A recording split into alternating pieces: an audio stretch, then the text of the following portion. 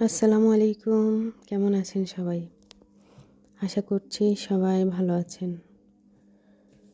আমার মনে হয় কি জানেন?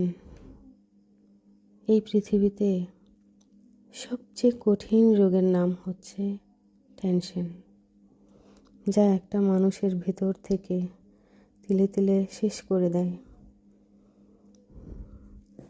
কষ্টের সময় যে মানুষটা আপনার পাশে ছিল, পাশে এসে দাঁড়ায়, তাকে কখনো হারাতে দিবেন না।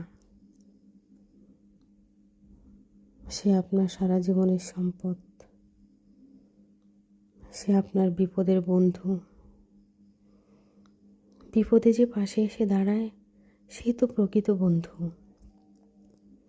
বিপদের সময় যে পাশে এসে দাঁড়ায়, সেই তো সম্পদ। কে আমার প্রয়োজন,